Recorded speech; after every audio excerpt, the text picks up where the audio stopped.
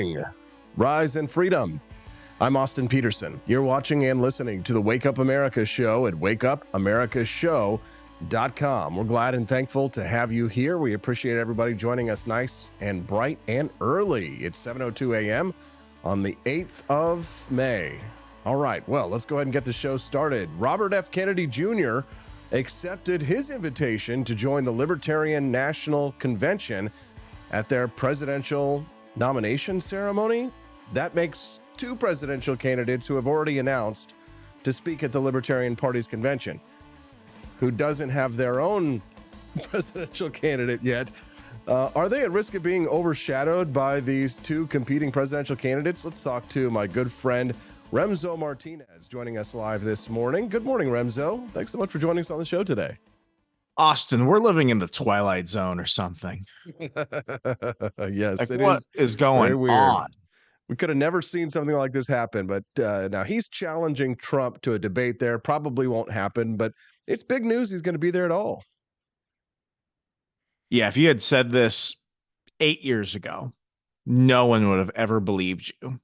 The fact that this is happening now is just one of those moments that makes you think of 20 different possibilities. I mean, just like Mia Khalifa on a yacht, things just don't end up in places. Like, a lot of thought has to go into things. A lot of things have to be offered. A lot of concessions have to be made for this to occur.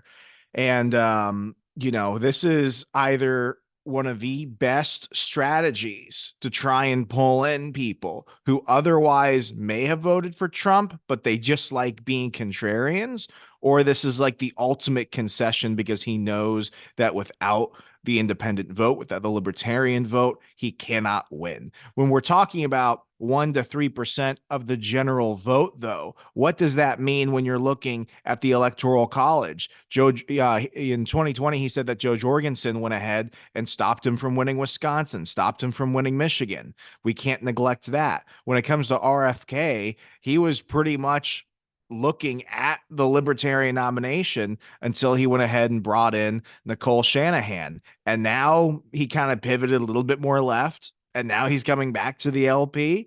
I don't think they see this as a party where they can necessarily achieve a victory without libertarian support. So, my whole thing this entire time, and I know why Angela McArdle went ahead and, rolled out the red carpet for them essentially.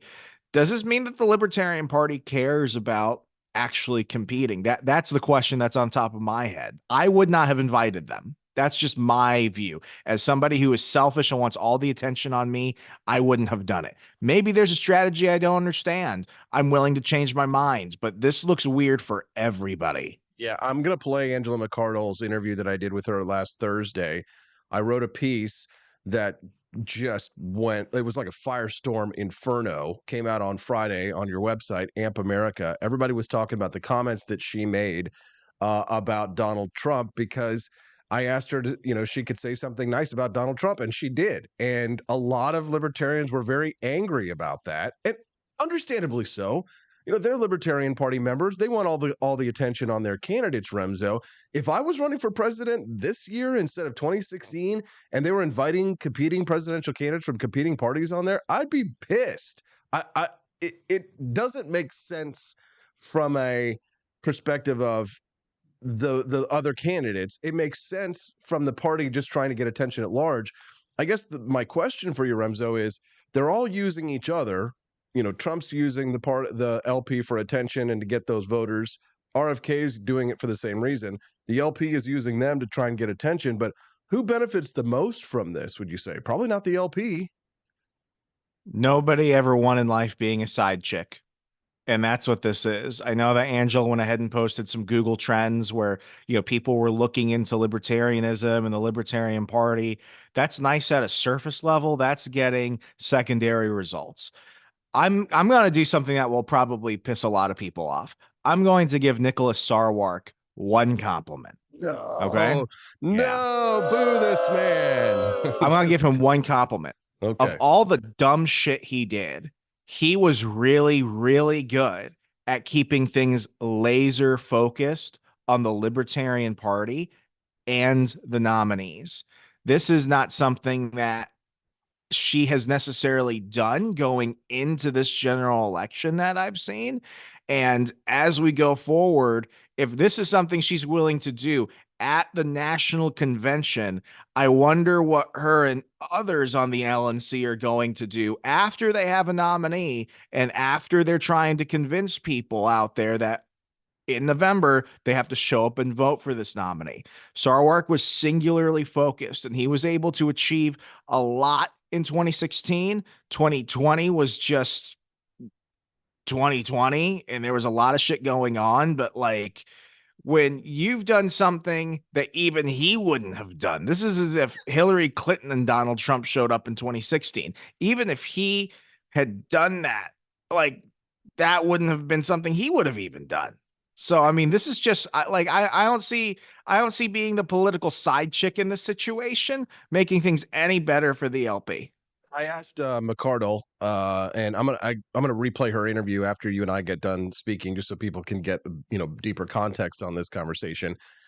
If anyone is just tuning in right now to the Wake Up America show, I'm speaking to Remzo Martinez about Robert F. Kennedy Jr. going to the Libertarian Party's presidential nominating convention, as well as Donald Trump.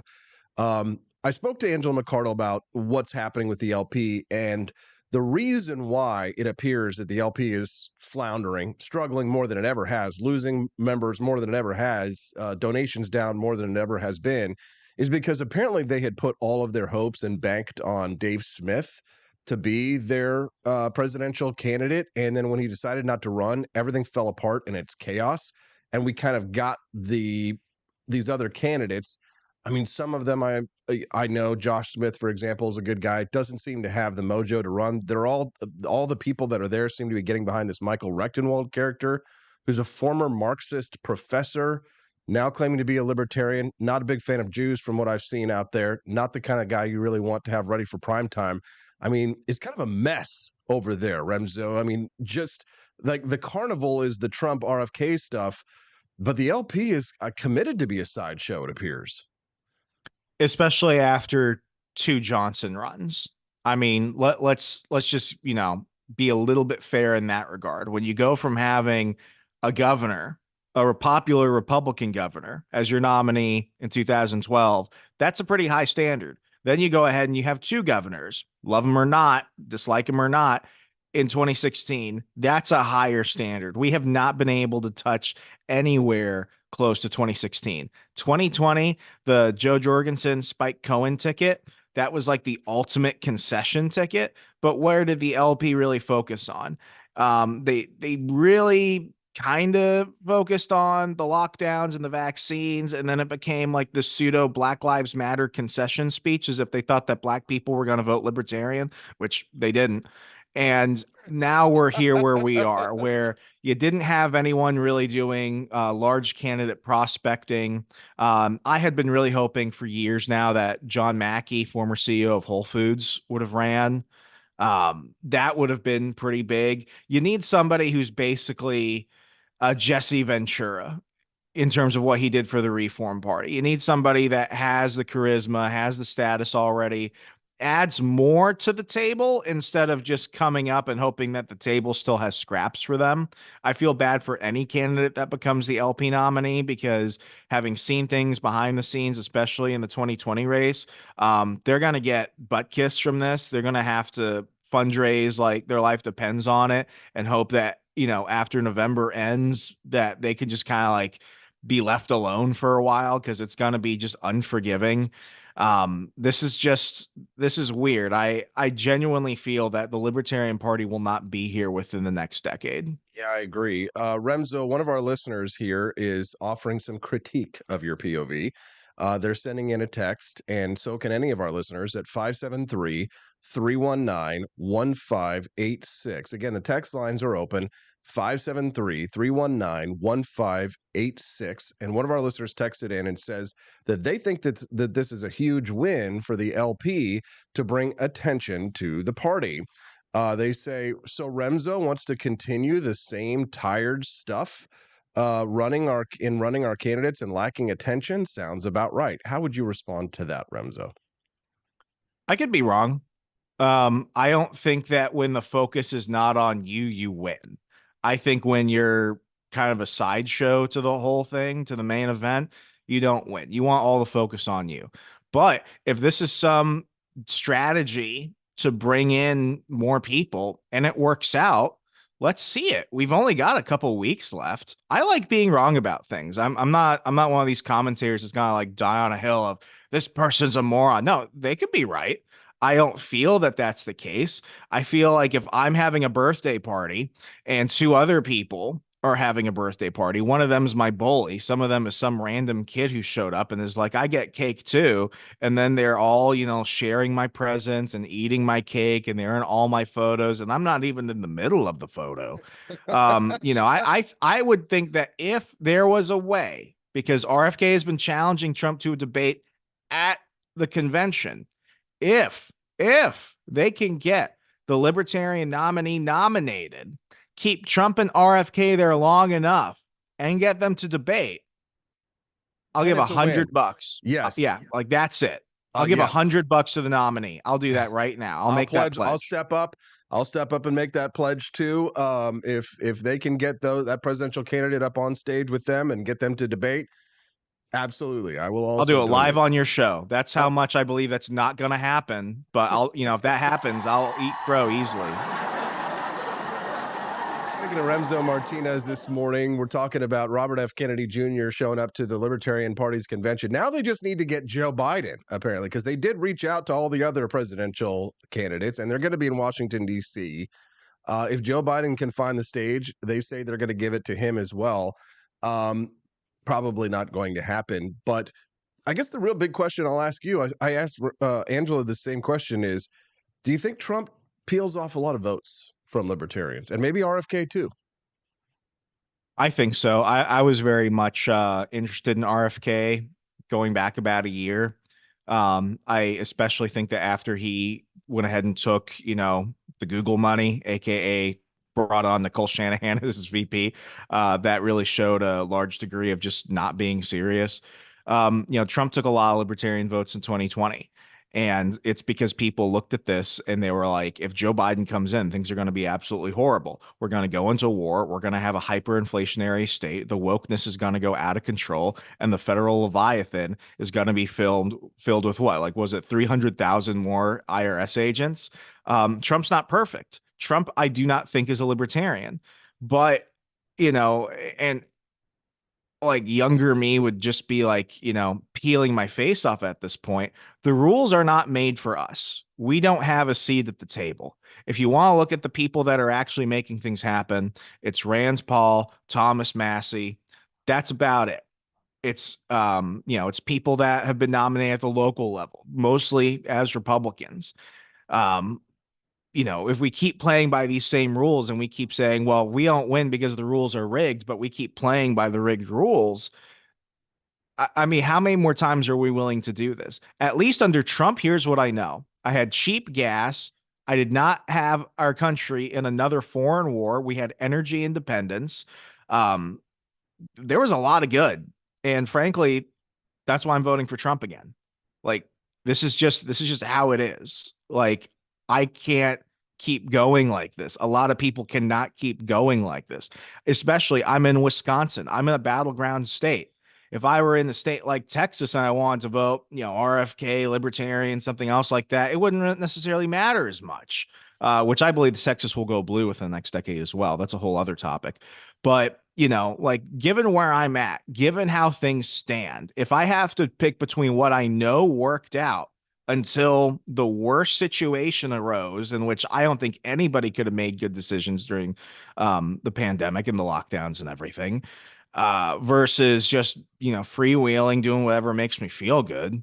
Like that's not going to happen. I think that Trump is going to take a lot of people. I think a lot of people who go to the LP National Convention and say they're voting Libertarian, I believe a chunk of them are lying. I believe a chunk of them are lying. I think a lot of them are going to show up. They're going to scream. They're going to talk about purity. They're going to talk about how libertarian they are. And then when they go to vote, they're going to feel their wallet. They're going to think about the last time they filled up their car. They're going to look at their children and they're going to vote for Donald Trump.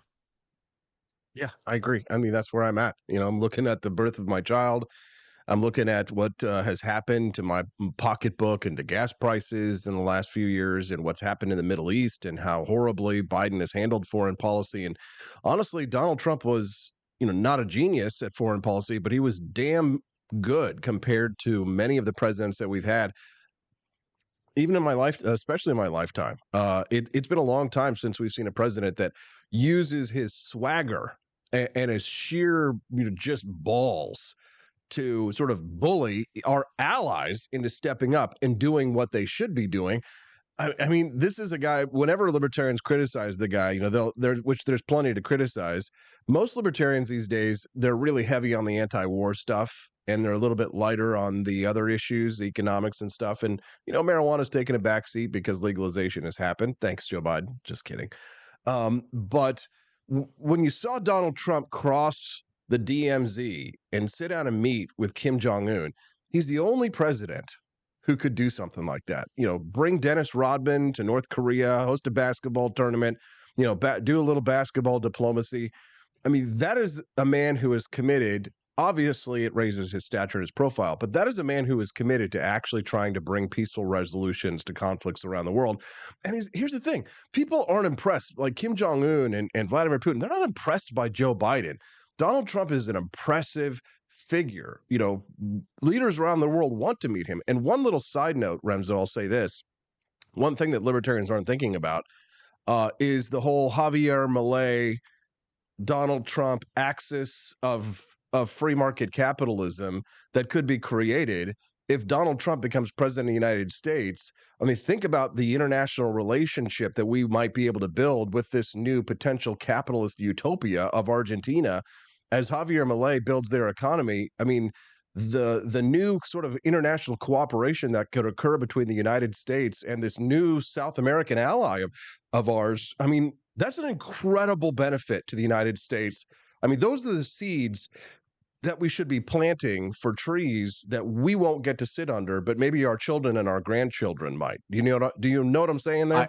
I know exactly what you're saying. I completely agree. And I mean, I think another thing that libertarians don't like to ever talk about is the fact that the leaders of some countries have really bad intentions. And I want to see a thriving Argentina. I want to see a thriving Brazil, whether it's Bolsonaro or not who comes back. I don't want China doing to South America what China has been doing to Africa the last 10 years. Libertarians never talk about the Belt and Road Initiative. They never talk about Chinese investment in North Africa and the infrastructure projects that they're doing. So that way they could strip mine whatever they want, commit whatever, illegal activity they want. And these governments basically make them do it. If you want to go ahead and see a strong South America, you got to have a strong America. You got to have it both ways. And, with Milei and others, it's one of those situations where it's like all the things that people accused Trump of, all the things that we believed he would do horribly did not happen. It didn't happen. We're not competing against Donald Trump 2016. We're competing against President Donald Trump, which whether you think he's libertarian or not, which I'm still saying he's not, he brought about the best presidency of my lifetime. And I want it back.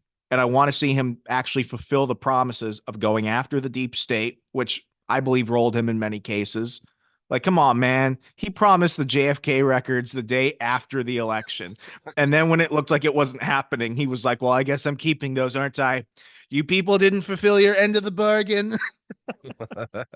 My guess on the JFK assassination files is that the real conspiracy is probably in the cover up, and that there were probably CIA and FBI agents whose job it was to protect the president that day, and they fell asleep at the switch, and some of them might still be alive, so they're trying to avoid the kind of public scrutiny that might come with that disaster if it were to come out. One last thing here, Remzo. One of our listeners, Will Hyman, is texting in for the very first time. Good morning, Will. He is a Region 5 alternate rep for the LP and the secretary of the Libertarian Party of West Virginia. Go West Virginia. Is that the only successful secession in American history? I think so. He says, sometimes to have a seat at the table, you have to prepare the meal and set it yourself. You said, Remzo, that if you were in charge, you wouldn't have done this. I would have done it, but only because the LP is in such bad shape. You can see it from their angle, can't you? Yeah, totally. I believe that there were a lot of conversations regarding this. I don't believe that this was just a random thing that happened. And I think, after the convention, we're going to hear a lot more. I'm just like everyone else. I'm guessing. I'm guessing after, many years of playing insider politics of all of this stuff. And as any smart politico would say, "Oh, I'm totally right about this." I'm not that smart. I've been wrong about things. I believe that there's probably a bigger reason and that I could be wrong, but strongly, I can't go against my instincts. I still stand on, as of right now, that I wouldn't have done this. I don't think that this is a great idea for the LP, but if something good comes out of it, and I say this about everything else in politics and in life, if you still benefit from being wrong, why complain about it? Just accept it and move on. And I would like to see that Angela is some type of freaking genius and she came up with the play of the decade, of the century. I would love to see that. I don't think we're getting that, but I could be wrong. Weirder things have agree. happened. I agree. I think it would be, if it ends up that you and I are going to be out $100 each if they get those LP candidates up there on the stage. But it will be for a good cause for liberty, and there's nothing wrong with being proven wrong. Remzo, I know you got to run. Is there anything else that you'd like to share with our listeners or plug before we let you go today? Folks, you want to see Austin and so many other people regularly, go ahead and check out ampamerica.com. That's ampamerica.com. You can go ahead and follow us on X at Amp America News for the daily spin on the stuff that matters to you. Austin, thank you so much. Thank you, Remzo. Yeah, my newest article coming out very soon, how 2024 is the summer of men. Remzo, have a great one, man. Talk to you soon. You too, Austin. Bye.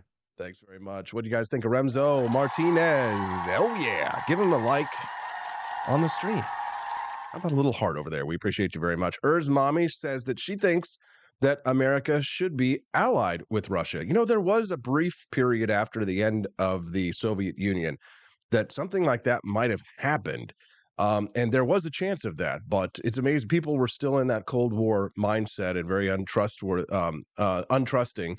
of Russia. But there was a brief period where I thought something like that possibly could have happened. It can't happen now, maybe in the future. But I would love to see a future where the United States and Russia are actually friends and not enemies. I mean, it's just a shame that communism has so destroyed and hollowed out that country. Great interview with Remzo Martinez. We were talking a little bit about that interview that I did with Angela McArdle. I'm going to play that for you again, and so that you guys can see it. I did do that interview last Thursday, but I'm going to do the replay here now in just a couple of minutes. But the good news is that thanks to our friends over at on the Rumble chat, someone went over to apforlibertyshop.com this morning, and they unlocked the bonus content. Yes. So you're going to get to see it. Hey, just an FYI, whenever I'm not freedom fighting, I'm also producing tons of new awesome Liberty products over at apforlibertyshop.com. This week, I've produced like maybe a dozen awesome new products over at apforlibertyshop.com. One on this theme, I'm loving the retro video game themes because you know me, I'm a gamer. And this new shirt that I made, I thought was pretty cool with the old retro video game style logo. I shall not name for copyright purposes. But it just says Bitcoin, and I think that was, it's just kind of a cool shirt. And it's got a bunch of different colors. It's got heather red. You can also get it in heather true royal and just straight up red. So if you're a big fan of crypto or Bitcoin, check out that. That's one of our latest shirts that I've made. I also have produced like a Javier Milei retro tee. Check this out, Javier Milei gamer tee. If you're a big fan of Javier Milei, check out this one, Javier Milei. I think that should look recognizable for many of you in many beautiful colors. You can check those out at apforlibertyshop.com. Ooh, running low on that one. So yeah, we've got a bunch of different colors. You can get it in heather red, which is my favorite. I've been upping the quality of the shirts, and they've got this kind of like faded look to make it even more retro. You can check those out at apforlibertyshop.com. That's AP, the number 4. apforlibertyshop.com. We're always adding new products to the shop. Check those out. Okay, enjoy the bonus content. And then when we get back, Angela McArdle, my interview with her about inviting Trump and RFK Jr. to the convention, the one that caused so much stir and trouble. We will talk about that when we get back on the Wake Up America Show at wakeupAmericaShow.com. Enjoy the bonus content.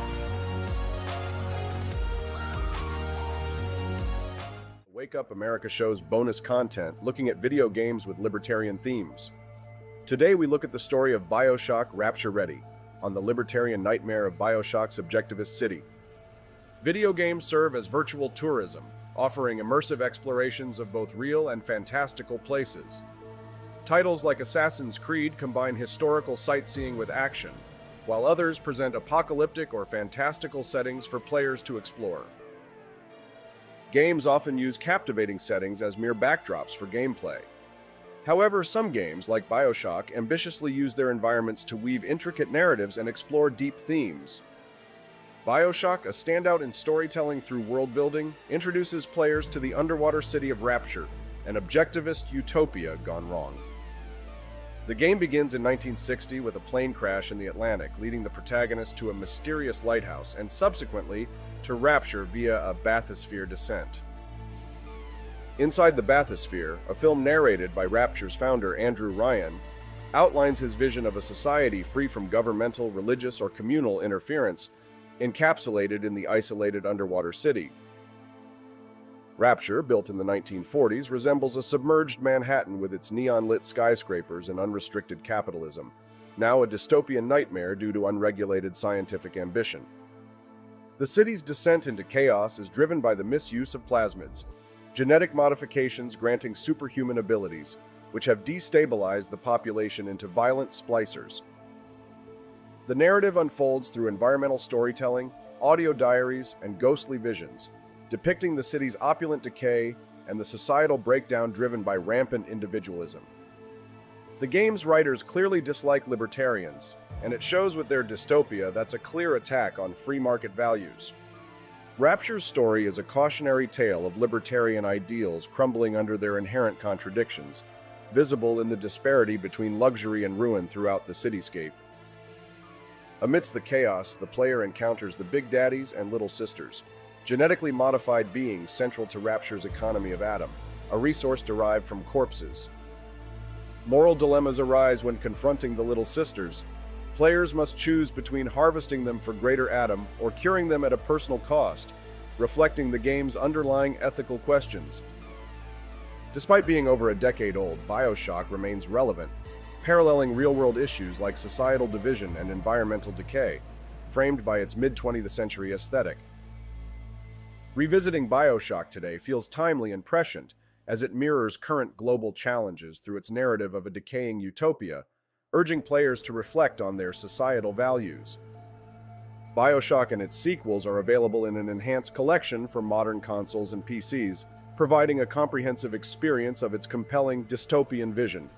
BioShock's attack on libertarian values and the developer's disdain for individual liberty is clear, but the game itself is still entertaining, fun to play, and the author enjoys the irony of capitalist video game developers making millions off of anti-capitalist video game themes. Good morning, everyone. Rise and freedom. I'm Austin Peterson. You're watching and listening to the Wake Up America show at wakeupAmericaShow.com. Glad to have you here. Click that like button. And if you're enjoying the content that you're viewing today, make sure that you follow before you leave. The Wake Up America show schedule every Monday through Friday, 7 to 9 a.m. Central Time. It's a great way to start your day. All right. Well, big, huge, enormous news. Donald Trump, former president of the United States, maybe the future president of the United States, set to join the Libertarian Party at their national convention, where they will be nominating their presidential candidate to address the Libertarian Party. They invited both candidates, but only one has decided to take them up on their offer. What does this mean for the Libertarian Party? Good idea? Bad idea? Let's hear from the woman who masterminded the event. Angela McArdle, the chair of the Libertarian Party, joining us live right now. Good morning, Angela. Thank you for joining us. Good morning. Thanks for having me. Yeah, it's been quite the ordeal to organize this and see the variety of reactions in response to Trump's appearance. But we are having former President Donald Trump speak at our national convention Saturday, May 25th, right after our presidential candidates have their debate. So why invite your competitors to the convention? Sure. So for 53 years, we've been trying to get into the the national debate stage with major party candidates. It's never happened. Let's be real, it's probably never going to happen, especially with the way the debates are being handled now. You know, Donald Trump didn't show up to any of the primary debates. He just blew them off. Uh, Biden is just like a walking geriatric patient. I can't imagine that his handlers are going to let him do a debate with Donald Trump. This may be the closest we ever get to an actual debate. He's going to take the stage right after our debate. He's agreed to respond directly to a list of libertarian grievances, you know, with his administration and with government in general. It's pretty darn close. You know, I think we need to take this opportunity. Okay. So I'm obviously people are divided, whether it's a good idea, whether it's a bad idea. I work in the media. I know how the game works. I think it's a good idea. I think the Libertarian Party was sort of struggling to Yeah. find its place this year, especially with Robert F. Kennedy Jr. running and kind of like Yep. taking away some of that third party fervor. And so I wonder, do you think that from a media perspective, the Libertarian Party is going to benefit, greatly from this? Is that kind of what the play is? Yeah, this is going to be hugely beneficial for us media wise. I mean, you have our candidates on the stage just a few minutes before he takes the stage. Media who comes to cover him they're going to be covering our candidates as well. It's going to be a huge boost for us. We need it. We need this win. Okay, now the on the opposite side of things, if I were running for president of the United States as a libertarian in 2024, I would probably be a little bit embarrassed because he would the way Donald Trump works, he sucks all the energy out of the room. It's not about anybody else, Angela. It's all about him. And frankly, I would think that this would be stealing a lot of attention away from the presidential candidates that you want to promote. How would you respond to that? They've got a few weeks to practice and make it all about them. This is refiner's fire, you know, this is your opportunity to be like the very best. And I think everybody should try to rise to the occasion. I- And you know, your point about him sucking all the oxygen out of the room and making everything about him, I mean, that's exactly what he'd do in a debate. So unless we want to just like hide from him and think, oh, you know, we'll never have any competition, you know, we might like that exudes loser energy to me. We got to try to be the best in the room. It's our house, it's our stage, it's our audience. We should be able to own it, you know, and if not, I think that's a poor reflection on us. Now, hindsight is generally 2020, right? But in regards to foresight, the possibility that this could backfire does exist. And when I say Sure. backfire, it could be that Donald Trump convinces a lot of Libertarian Party delegates not to vote for your candidate, but to vote for the Republican parties. Are you concerned about that? No, I think that we have quite a bit of TDS in the audience and a lot of people who just are just completely fed up with the two major parties, and that's why they're the Libertarian National Committee delegates. Most of our delegates are very committed. And you know, we've got a poll going on our convention website, lnc2024.com. Already lots of votes there on the top issues that Donald Trump should be speaking on. I think people are definitely not Donald Trump fans, and they're very committed to trying to get their message across to him. What do you think of Donald Trump? I think I wish that he would get back on Twitter. That's, you know, I really wish he'd get back on Twitter. That's what I think. I think he's hilarious. You know, as chair of the National Libertarian Party, I've got to support our libertarian candidate. But I appreciate his willingness to come and put the media spotlight on us. I think that's a really great thing. Do you acknowledge, Angela, though, that the Mises caucus, which, is swept to power in the Libertarian Party, they, were part and parcel of your rise to the chair as well. A lot of Mises caucus people supported you. Or do you acknowledge that many of the Mises caucus supporters, who tend to be more right libertarians, if you will, Mhm. might be more willing to support Donald Trump than their own candidate? I don't know. I think the TDS has been a little infectious, you know, uh, but Even no one's amongst there to even amongst Mises caucus people? just a little bit, but no one's there to support Donald Trump. You know, I can't imagine that we've been familiar with who Donald Trump is now for 8 years, and all of a sudden he's going to speak, and we're going to be like, "You've convinced me." Ah, I don't know about one speech on undoing 8 years worth of political work. But you don't think that the Mises Caucus it would tend to be more favorable to Trump per se than they would be to, oh, I don't know, a Chase Oliver? Oh, I don't know about that. I mean, the whole point is to be in the Libertarian Party. They're less triggered, like they're not screaming and talking about how I've, ruined the party by inviting him. But I don't have anyone, throwing down saying, "All right, I'm in for Trump." Like they recognize that this is a media opportunity and a speaking appearance, and they're going to try to capitalize on it and do what's best for the party. Right. For those who might just be tuning in now, I'm speaking to Angela McCardle. She is the chair of the Libertarian National Committee. So she oversees the institution to ensure the continuity of the Libertarian Party. The Libertarian Party's national convention will convene. When is the convention, Angela? It's Memorial Day weekend in Washington, D.C., so May 23rd through May 26th. Right. And we're talking right now about the Libertarian Party inviting Donald Trump and Joe Biden to speak at their national convention over Memorial Day in Washington, D.C. Any love for RFK Jr.? Did he get an invite? He did get an invite, and we're still trying to work out the details, so he might be appearing. And Biden hasn't said no yet. So it could be, I could maybe be holding his hand on stage, making sure he gets up there safely, making sure he gets back down safely, getting him his favorite ice cream. But, we don't know yet. Maybe Joe Biden will say yes. Maybe we'll get Kamala Harris. There's all kinds of things could happen. Why do you think Donald Trump wants to speak to the Libertarian Party? Donald Trump and Joe Biden and his handlers, everybody right now recognizes what a critical voting bloc we are. They know that we hold a fraction, a good chunk, a percentage of the vote, and people are going to try their very best to try to get that vote. And that's just politics. I don't find that particularly offensive. That's a really good thing to know. And so, my perspective on that as well, come and take it.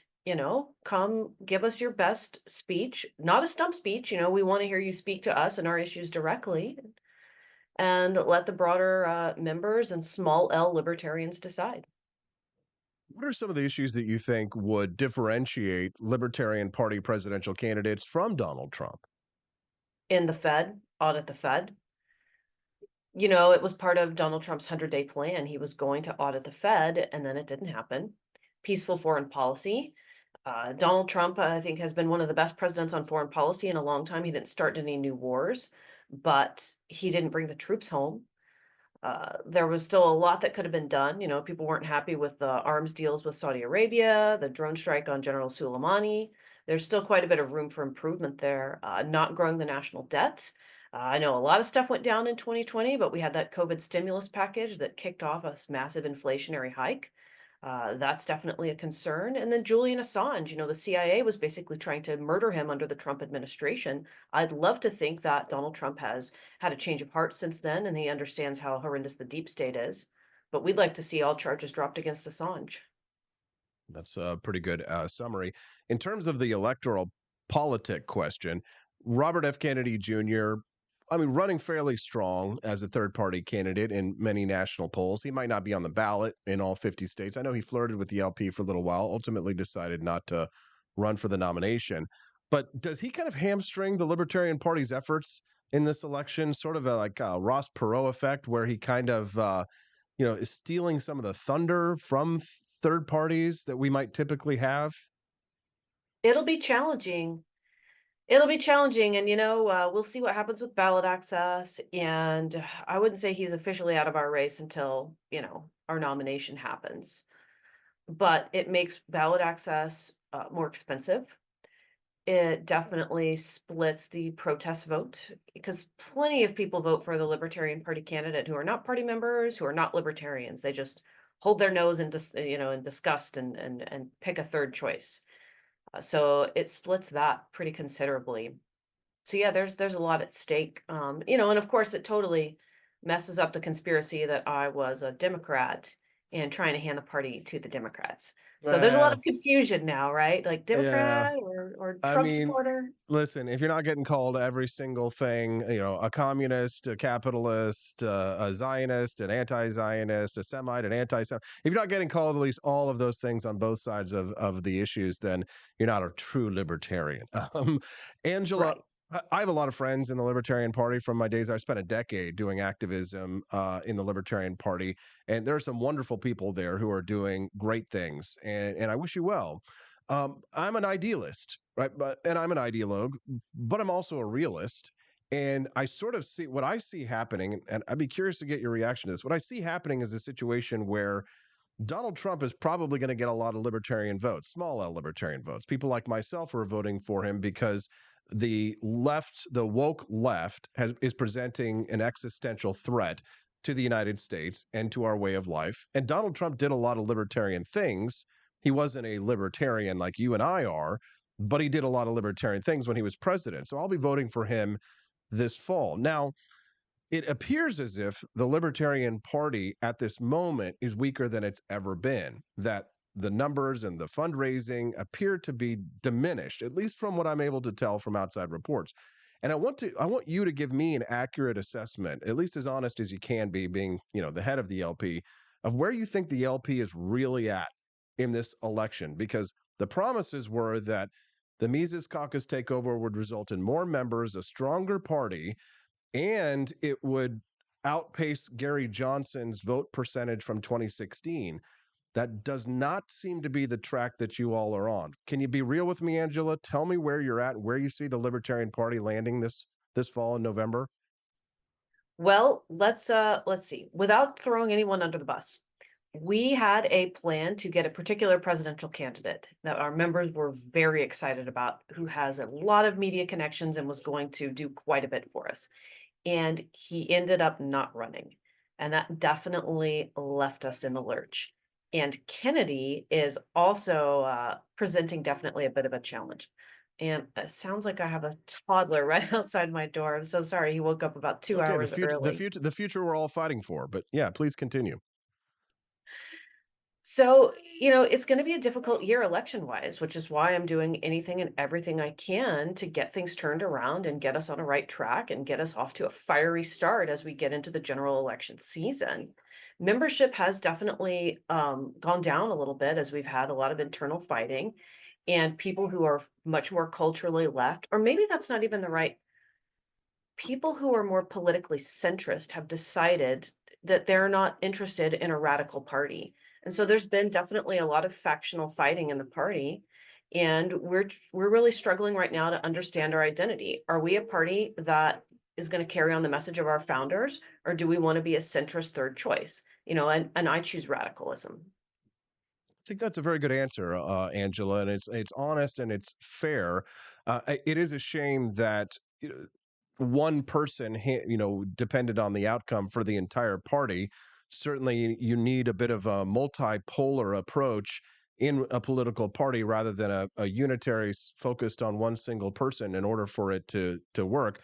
But the Republican Party has that problem now. The Republican Party is very unipolar right now, and will probably go through a similar realignment after its titular head is diminished and is no longer the head of the Republican Party. So it'll be an interesting juxtaposition for both parties. The Libertarian Party is ahead of the game, I guess, a little bit in struggling with that. And it'll be interesting to see how the GOP sort of defines itself in the future. My take on it is this, Angela. Donald Trump wants your votes.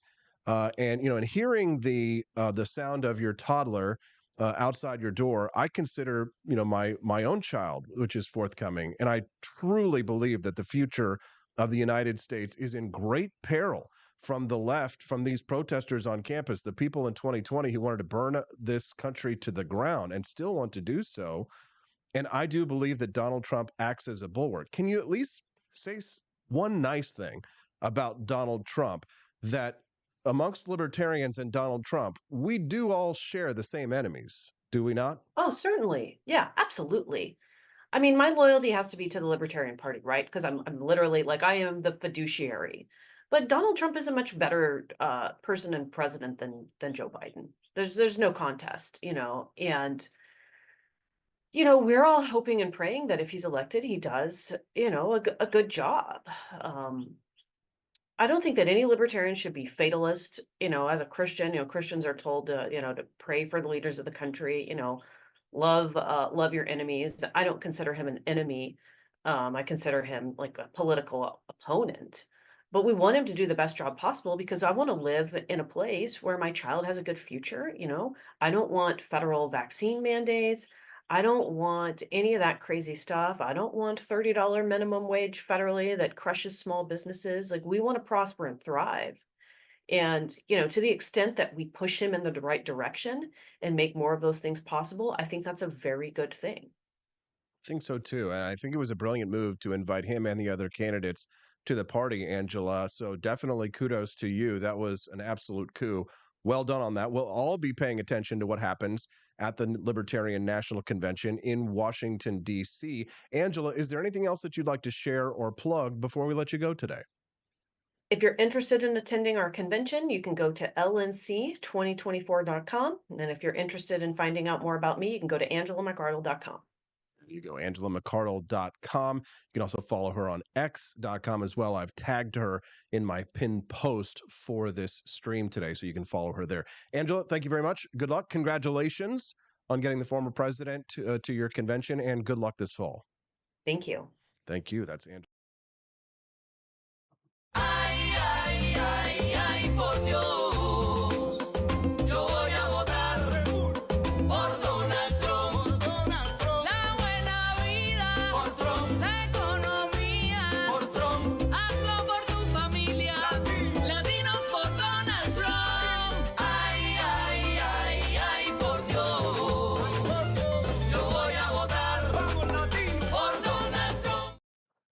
Yes. Good morning. Welcome back to the show. Hope you guys enjoyed those two back-to-back interviews there with my friend Remzo Martinez and Angela McArdle. She is the chair of the Libertarian National Convention. She invited Donald Trump to the Libertarian Party's nominating convention for their own presidential candidate. And the latest news is that Robert F. Kennedy Jr. will be there as well. It's just an absolute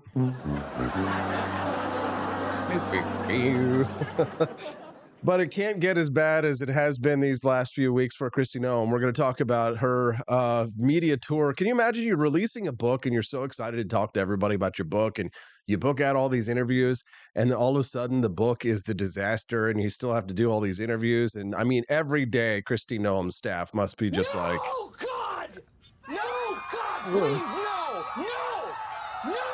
would not want to be her communications director at this point. But before we get to some of those fun and funny clips, don't forget to click that like button. And of course, if you're a regular supporter of the Wake Up America show, just so you know, Preserve Gold has stepped in a big way as a sponsor of the Wake Up America show. And they are committed this month to helping us to grow the show and potentially in perpetuity if we as a show are able to sell gold. It makes perfect sense, right? They believe in economic freedom and personal liberty. They loved the Wake Up America show. They saw us on Rumble, and they reached out to me. And after about a month of negotiations, we came up with an agreement that made sense. And they said, hey, Austin, let's do a 30-day trial period and we'll see how well it goes.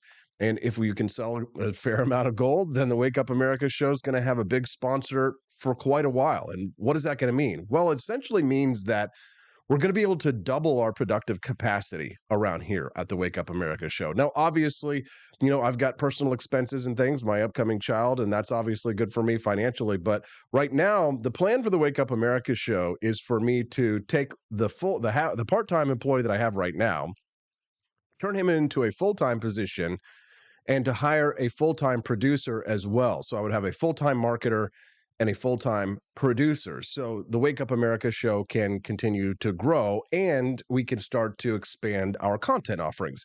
Many of you have been enjoying Stephanie's hustling and homemaking videos, and we've been working hard to try and produce those each week. When the baby comes, it might be every other week, but if we have a full-time producer, then we can actually keep on that weekly schedule that we're hoping to have, so that we can continue to bring you more content from that new angle of homemaking tips, hustling tips that Steffi offers. I think many of you enjoyed her air fryer hard-boiled egg hack which I guess it's not really a hard-boiled egg if you cook it in the air fryer, right? But that's on our radar. Somebody reached out to me yesterday. This was interesting, to actually try and acquire the Wake Up America show. Yeah, it was kind of exciting.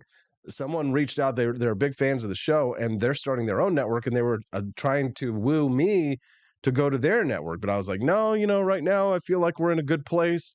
And if Preserve Gold continues their sponsorship because we're successful in advertising for them, then we're not going to need anybody else. We're going to build our own Liberty Network. What do you say, guys? Are you in?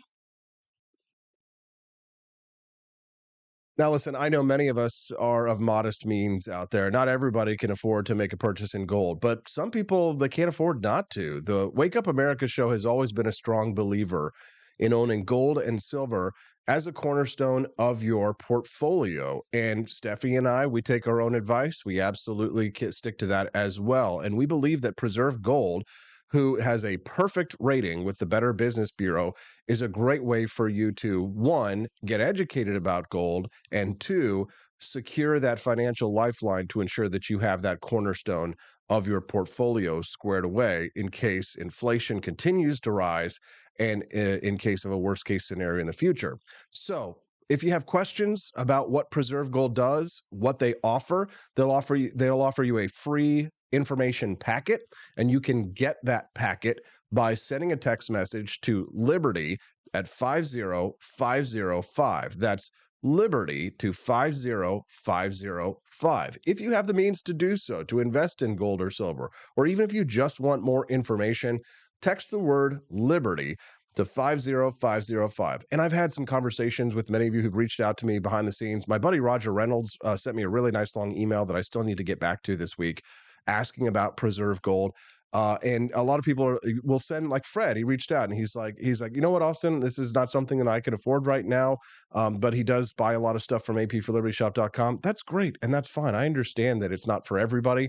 And it is kind of, it is a kind of game that's tough for some people to get into, especially considering the financial circumstances. I totally get it. But if you are of the financial means and you can say to yourself, listen, I haven't even gotten into the gold game, or maybe I need a little bit more, or maybe I'd like to put some into a Roth IRA, for example, physical metals, my friends at Preserve Gold have got you handled. Text the word Liberty to 50505. That's Liberty to 50505. All right. That's great. Thank you, Preserve Gold. Ike, give it a shits. Thank you. Please do reach out to them. By the way, if you do text that phone line, they will essentially go ahead and put a $500 credit on hold for you. So if you do decide to go ahead and invest in gold at some point with Preserve Gold, then you get a $500 account credit if you use my code Liberty to 50505. So thank you for that, by the way. If we are successful this month, then the Wake Up America Shows network is going to grow very quickly, and we'd love to see that. Wouldn't you? I think you'd like to see it.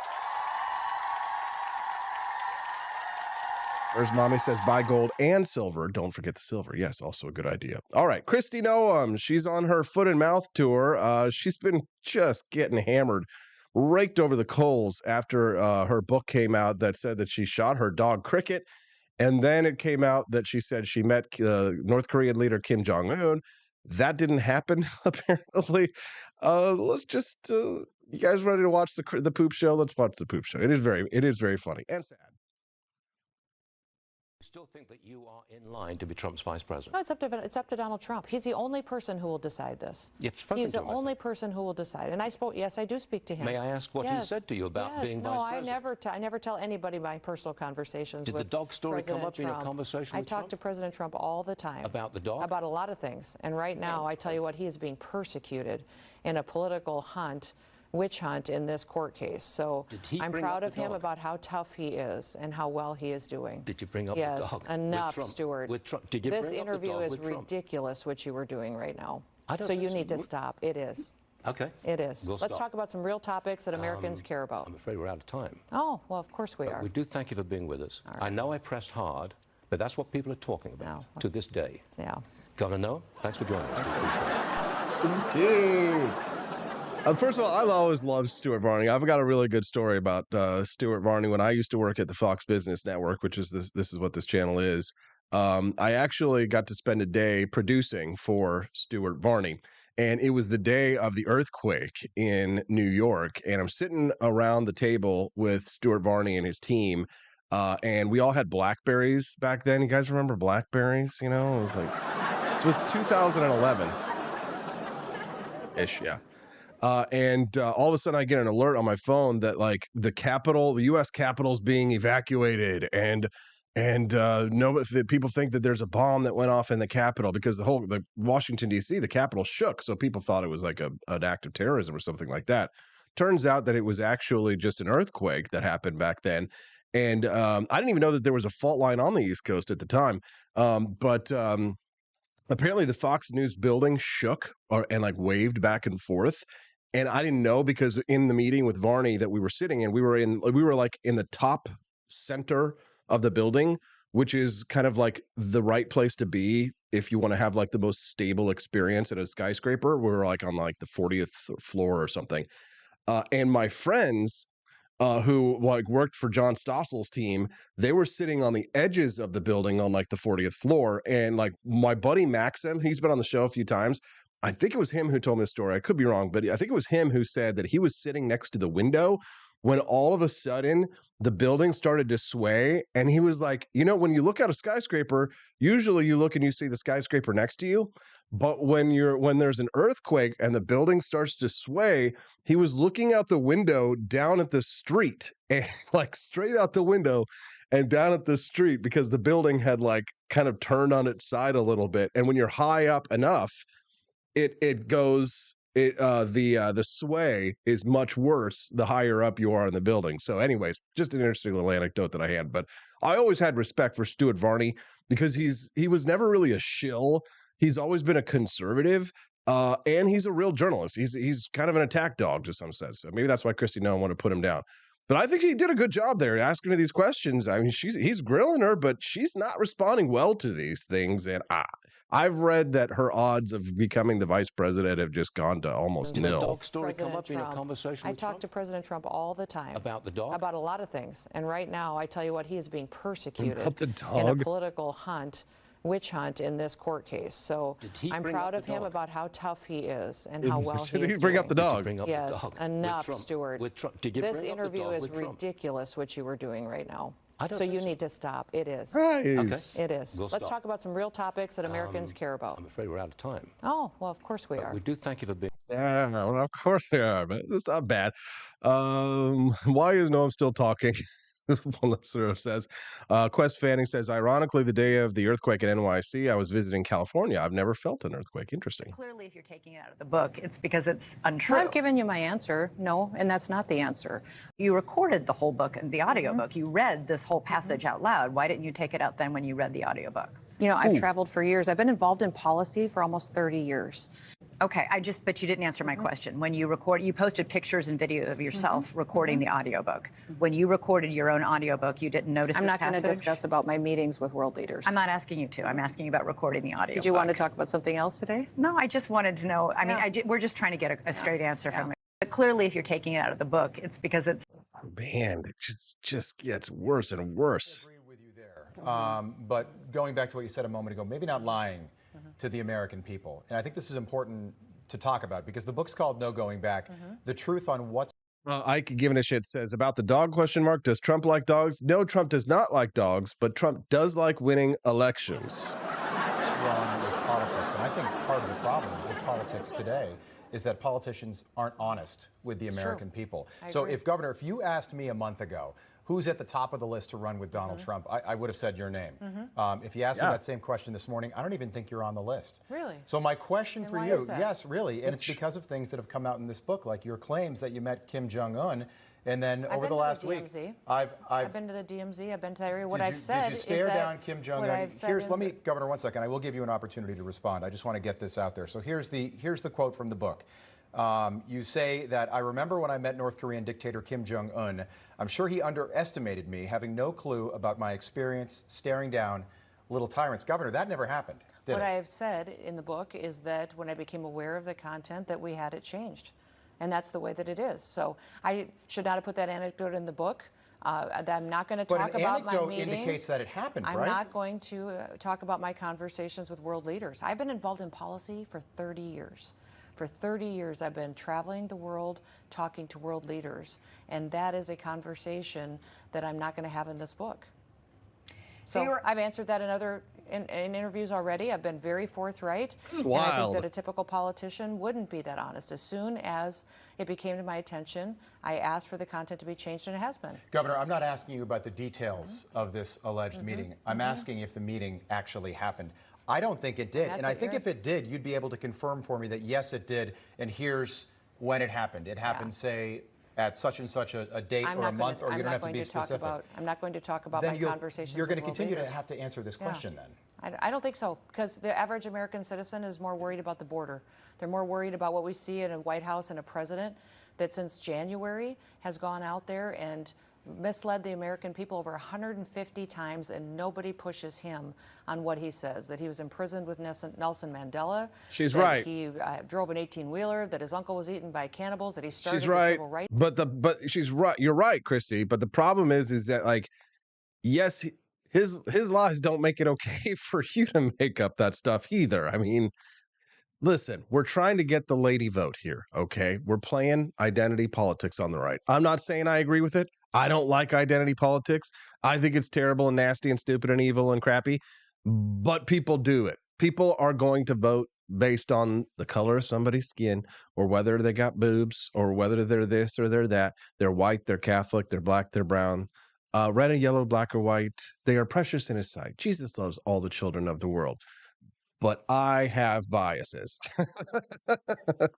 Oh, yeah. If you're just tuning in to the Wake Up America show, good morning. I'm your host, Austin Peterson. Glad and thankful to have you here. Do us a favor, click that like button. And if it's your first time watching the Wake Up America show, we'd love to have you join us on the regs every Monday through Friday, 7 to 9 a.m. Central Time. It would be great to have you join us regularly. I've been following our friends over on YouTube this morning. Yes, we do have people who watch us over on YouTube. What's up, you YouTubers?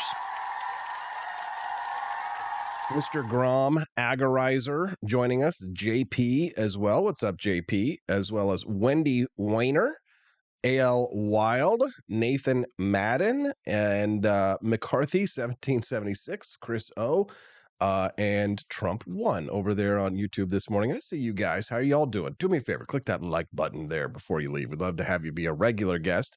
The Wake Up America show does stream live Mondays through Fridays, 7 to 9 a.m. Central Time. And it'd be great to have you watch the show on the regs. Okay, so I could not play this clip for you of Greg Gutfeld. He was supposed to interview South Dakota Governor Kristi Noem, but she canceled. Dana Perino took Kristi Noem's place. This weekend, I did something I rarely do. I read a guest book for a segment we had planned. It's called No Going Back by Kristi Noem. Who knew the title was referring to this show? Because today she canceled on us. Yeah. The one time I actually read the book, and the author, sorry, I mean the person whose name is on the book, cancels, blames the weather. I don't believe it. I just think it's a little late to keep her on a short leash. Andy Opperman over in the live chat says, it appears to me that she had this book written for her and didn't bother to read it. That, my dear friend, smacks of incompetence. For that reason, she's off my list of favorite politicians. Okay, Andy, yes, probably didn't read it before it went to print. But then here's what happened. She actually recorded social media pictures of her and videos of her reading the audio version of her book, because she did read the audio version of her book. And then it came out, all this news. So she did read it out loud. She must have known what was going on at that point, even if she'd already sent the book off for publication. Listen, sometimes the news is a little bit slow, so we focus on things like that because it's hilarious and also kind of weird. I'd hope she'd reconsider, but I'm not going to sit up and beg. At any rate, every dog has its day. It's just not May 7th, 2024, and I'm not going to let them waste my time, so we're moving forward with the interview. Standing in for Kristi Noem is somebody she wished she had listened to before she ever wrote the stupid book, Dana Perino. So, Dana, a.k.a. Governor Noem, did you write the book yourself?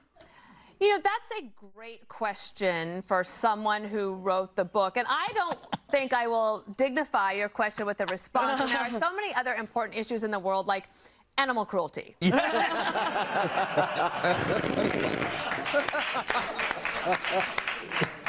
know, I noticed that you seem not to know what was in the book, yet you voiced the audio for the book. Did you ever read the book?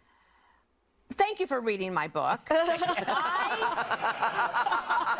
said some words that were written about me, and they were in a certain order of, they call them sentences. Yes. And so I read those aloud. Right. I don't know if that means I read the book. Okay. You know what? Would you blame, you've had a lot of controversies here. The ghostwriter, the editor, the publisher, was it their fault? Well, a little known fact, another one of my dogs, his name was Ghostwriter. And I killed him this morning. Does it bother you? Does it bother you that these stories about the dog in North Korea overshadow the rest of this book? You know what really bothers me is that apparently I'm being overshadowed by the governor of the Lesser Dakota, Doug Burgum. And apparently I'm off the list for VP. Because he only kills rattlesnakes. Yes, and you know, I really think that the lamestream media should focus on that, because the rattlesnake is not, you know, something that we should be killing, because they actually killed the rats. Yes. And so I know a lot more about ecology than the governor of North Dakota. Yeah. Do you regret including the dog story? Because it's been reported you were told not to include it. You know, what I regret is that I was in Germany in the 80s doing movies. I regret that. I didn't include that in the book, and now I regret not including that in the book. I also regret not canceling on you on Saturday, so I didn't waste your time reading a book that I was not going to come on to do the interview about. Amen. Nicely done. That's how you do it, Kristi. Don't go away. We'll be right back. That was good. Yes, you love to see it. That was great. Dana Perino did a good job. She's a good sport on that one.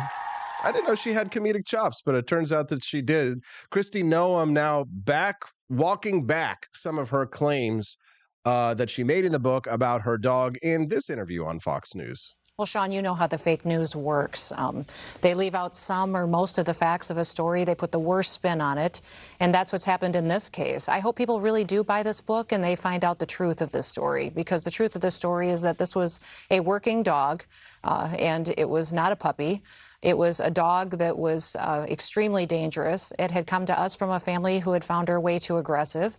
We were her second chance, and the day she was put down was a day that she massacred livestock that were part of our neighbors. She attacked me, and it was a hard decision. And the reason it's in the book is because this book is filled with tough, challenging decisions that I've had to make throughout my life. And I hope that people understand from this that what the point of this story is that most politicians, they will run from the truth.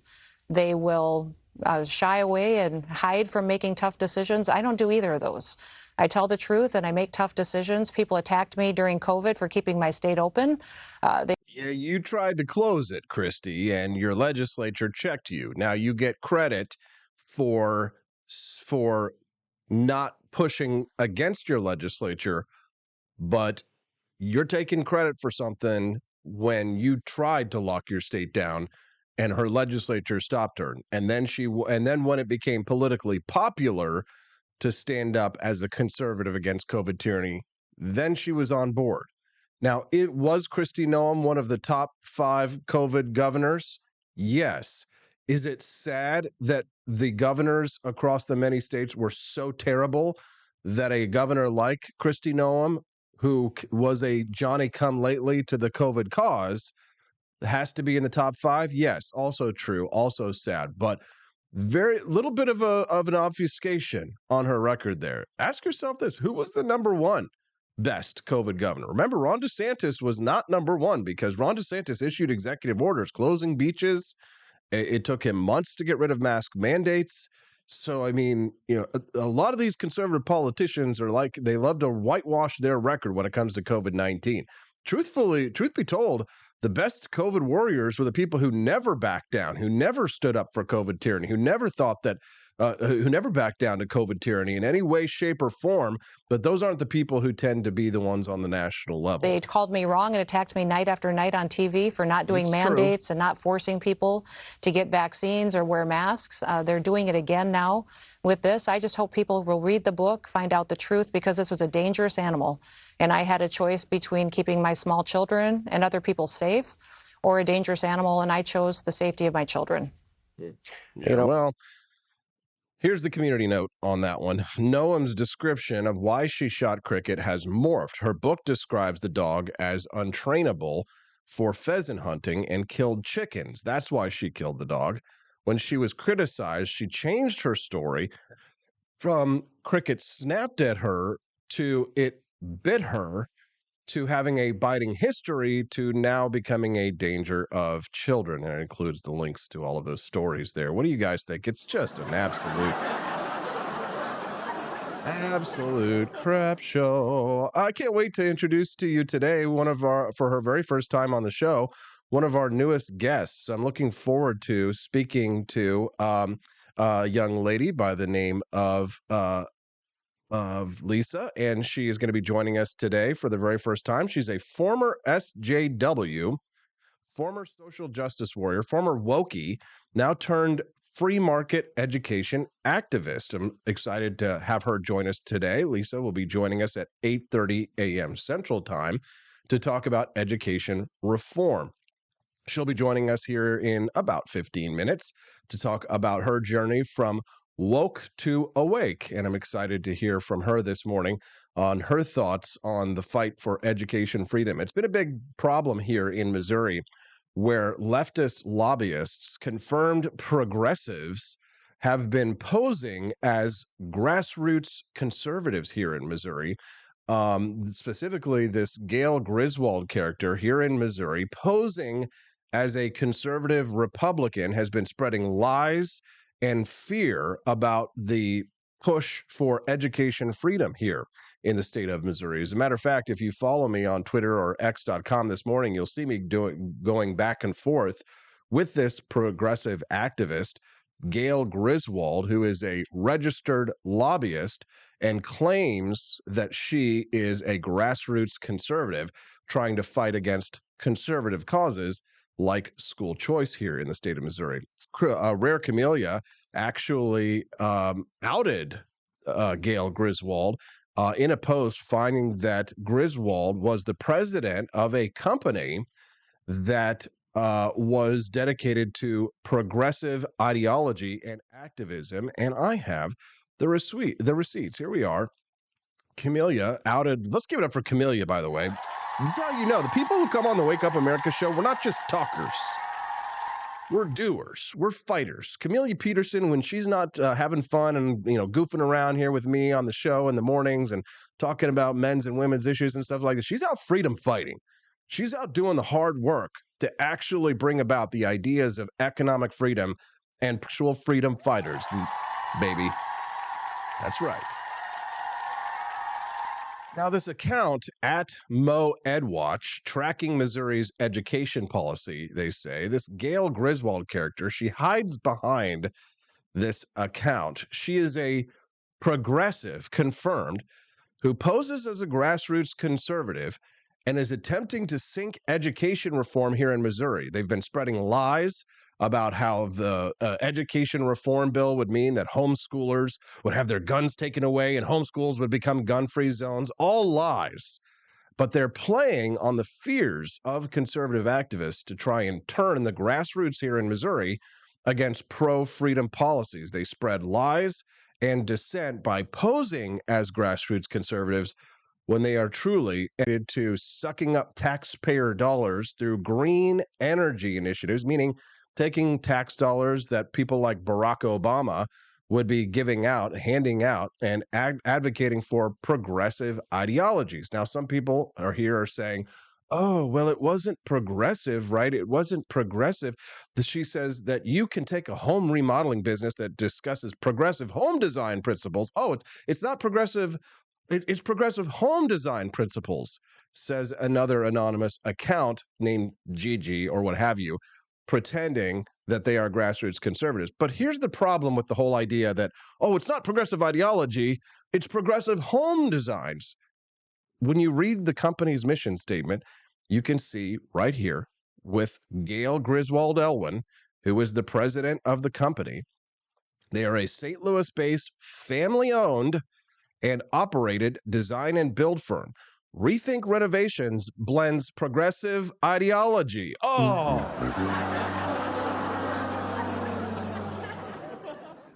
Ideology, progressive ideology, not progressive home design, right? Not some Mott and Bailey here like you're trying to pull on us, Gigi and Gail. No. Your that one Miss Gail Griswold was also a registered Democrat in the state of Colorado. Ooh! How dare you? How dare you? How dare you? Progressive activists posing as grassroots conservatives to sink education reform in places like Missouri. Our buddy Brett Dudenhofer says he thinks that even what's more concerning is she thinks conservatives are so dumb that she can say crap like, my school choice is socialism, and that we'd be dumb enough to believe it. And in some cases, she was right. I had to say that the crew that roars the loudest sometimes that we are not a democracy sure likes to demonstrate why that's such a good thing. Most of the green construction movement is based on the green money to be made by fear-mongering, says conservative activist and lifelong conservative Steve Lampley. Camellia says that she doesn't get to take all the credit for outing Gail as a leftist lobbyist, a registered Democrat, a progressive ideologue pretending to be a grassroots conservative. But she says, I don't think she realizes how long some of us have known. She says, also watch the mental gymnastics as they try to say progressive doesn't mean that, but you can't use the word equity or equitable or you're a globalist. Oh, Camellia. Okay, yes, it's a delight. It's a treat to see. You love to see it. Here in Missouri, we're fighting for liberty and we're going to win. And it'll be thanks to people like Camellia Peterson and the dark, what is they call him? The dark prince of secrecy in Missouri. Who is our friend? Forgetting his name off the top of my list. He said, oh wait, here we go. I'll get his name. Greg Keller. Give it up for Greg Keller too.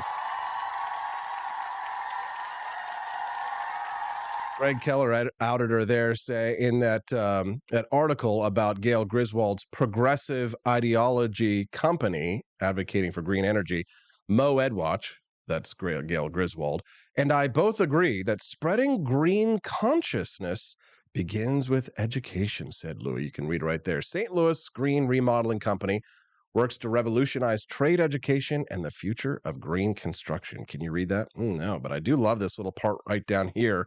Gail Griswold. How many times has Gail Griswold mentioned this article? Gail Griswold Elwin, president of Rethink Renovations. There she is. She's the head of the company.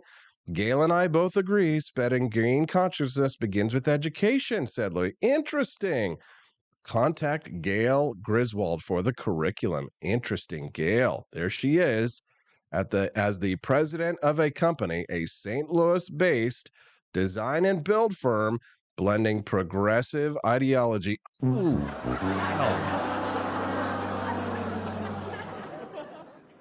This is Freedom Fighting in real time. It's the Wake Up America show. We've got so much more to go. A former Wokie turned education freedom activist, Lisa, will be joining us here not very long from now. Click that like button if you haven't and visit apforlibertyshop.com. We call it the grift shop, but we know who the real grifters are, don't we, Gail? We'll be right back with more on the Wake Up America show at wakeupAmericaShow.com.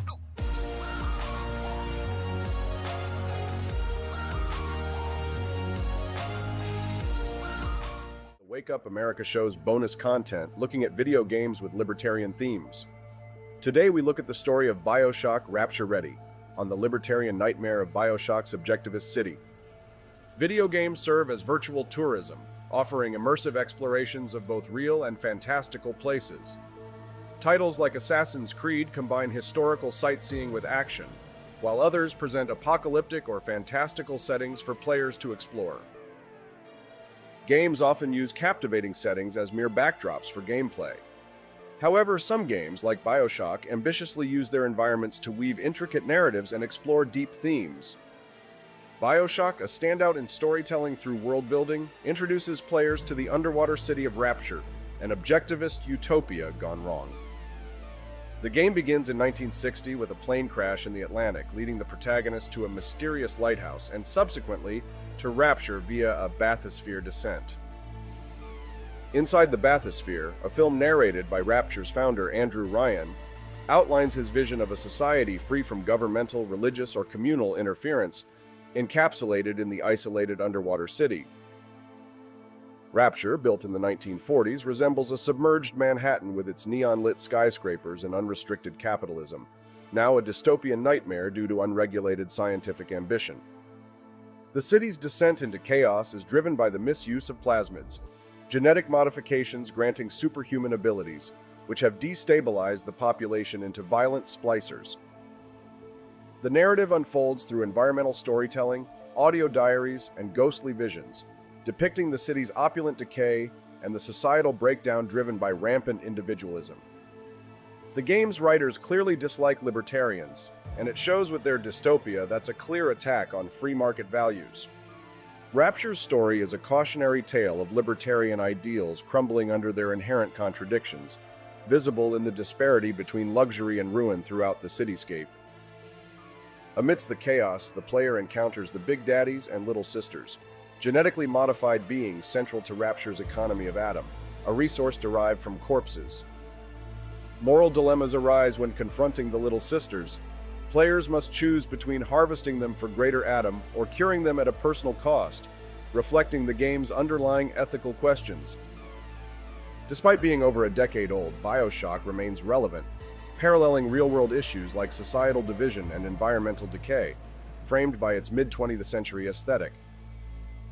Revisiting BioShock today feels timely and prescient, as it mirrors current global challenges through its narrative of a decaying utopia, urging players to reflect on their societal values. BioShock and its sequels are available in an enhanced collection for modern consoles and PCs, providing a comprehensive experience of its compelling dystopian vision. BioShock's attack on libertarian values and the developer's disdain for individual liberty is clear, but the game itself is still entertaining, fun to play, and the author enjoys the irony of capitalist video game developers making millions off of anti-capitalist video game themes.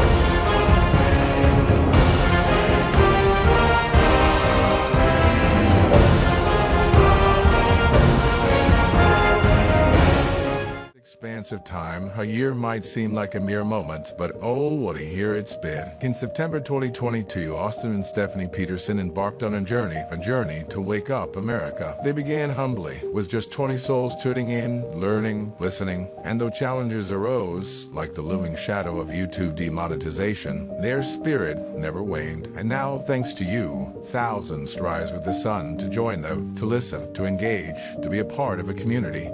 So here's to you, and to wake up America, for memories shared, for friends made, for the journey ahead, and for never, ever forgetting to rise and freedom. Happy anniversary. I'm Donald Trump, and I approve this message. Believe me, Austin Peterson is the best. He's got the greatest Wake Up America show I've ever seen. Whenever I tune in the mornings and watch the live stream, let me tell you, he has got the absolute best content. I love his guests. It's just a total blast to watch, and I highly endorse and recommend the Wake Up America show. It's terrific, believe me. Is the outdoor your home about as exciting as a library? Then spice it up and unbore your space with our custom metal signs. Crafted with love and a bit of libertarian magic, you can customize your own metal sign at ap4libertyshop.com. So head to ap4libertyshop.com, customize your own metal sign today.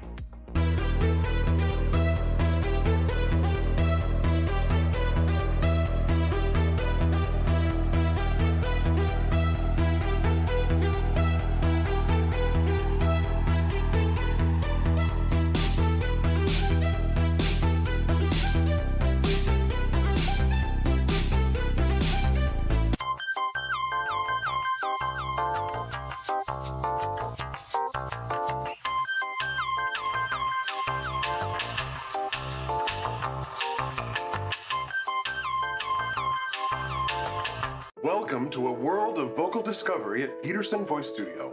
I'm Justin Peterson, here to guide your musical journey. Envision a place where your voice reaches new heights, where every note tells a story. We embrace all singers, from the enthusiastic shower vocalists to aspiring stars, ensuring each voice finds its unique rhythm and tone. Are you ready to elevate your voice? Visit petersonvoicestudio.com and sign up for remote lessons tailored just for you. Let's begin this melodious journey together.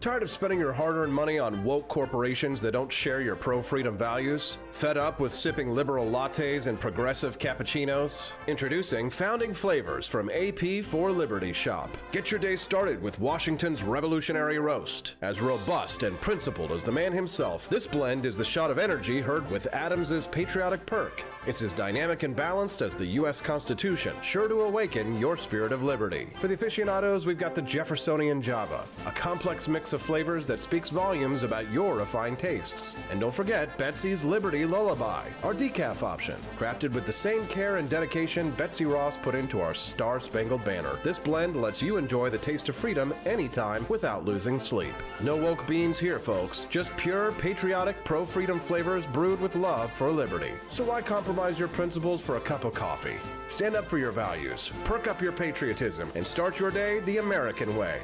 Get your Founding Flavors at ap4libertyshop.com.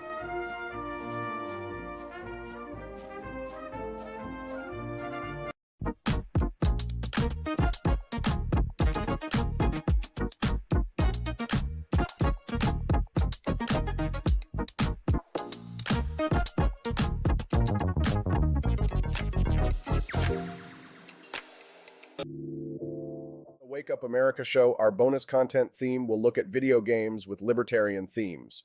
Today we will give a broad overview, with the rest of the week a more up-close view of these games. Today's mini-documentary looks at 6 video games every libertarian should play. Welcome to our video on 6 video games every libertarian should play, exploring games that resonate with themes of individual choice and political freedom. Video games have revolutionized storytelling by centering player interactivity and choice, unlike traditional passive media. Players craft their own narratives within the frameworks designed by game creators. As technology has advanced, games have increasingly embraced complex choices, allowing players to create personalized stories. This shift reflects a broader cultural move towards niche, individualized experiences. For libertarians, video games represent a fusion of technology and personal freedom, often incorporating concepts that appeal to their philosophy. Let's dive into 6 compelling games that challenge authority and explore freedom, making them particularly appealing to libertarian players. Fallout 3 offers a post-apocalyptic vision of Washington, D.C., filled with power struggles and threats to personal liberty. a post-apocalyptic role-playing game set in a bombed-out futuristic Washington, D.C. known as the Capital Wasteland. Warring tribes of wannabe authority figures fight for control. Thugs and scammers try to take your guns and your money at every turn. Super intelligent robots try to re-engineer society, and the whole place is overrun with super mutants. In other words, it's a lot like the Washington, D.C. we all know and love today. Fallout 3 is also one of the most expansive, open, and darkly funny games ever made. BioShock transports players to an underwater city based on libertarian and anarchistic ideals. The game critiques and plays with the concept of extreme individualism through its engaging narrative twist.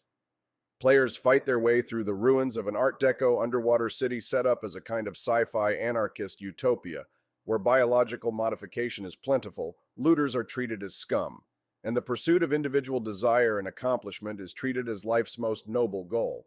The villain is clearly intended as a riff on Ayn Rand's super-individualists, but in a mid-game twist he shows he's not simply a bad guy. BioShock from satirical, action-driven homage to Rand into a clever riff on the perception of individual freedom and the nature of choice. In Red Dead Redemption, players experience the Wild West through John Marston, a character torn between corrupt government forces. This open-world Western's anti-government individualism is so strong that it's occasionally accused of being outright libertarian propaganda. But what it really offers is character-driven perspective. Players step into the boots of John Marston, a former outlaw who resentfully sells his gun to both the Mexican army and corrupt agents of the U.S. government. Agents help take his family hostage. The forces on both sides of the border are ugly, and Marston, a reformed family man, wants no part of any of it. In the end, players take the role of Marston's son in order to extract a year's delayed payback. Red Dead Redemption is a great genre piece about the decline of the outlaw West, and a surprisingly affecting look at the... All right. Well, thanks for standing by, everybody. We were getting Lisa Watson on the show, and she's now backstage and waiting for us. I appreciate your patience. And very briefly, before we get to this interview, I want to say thank you to Rumble.com. Looks like they featured us on the front page today, which means we've got 882 people watching us live. Thank you.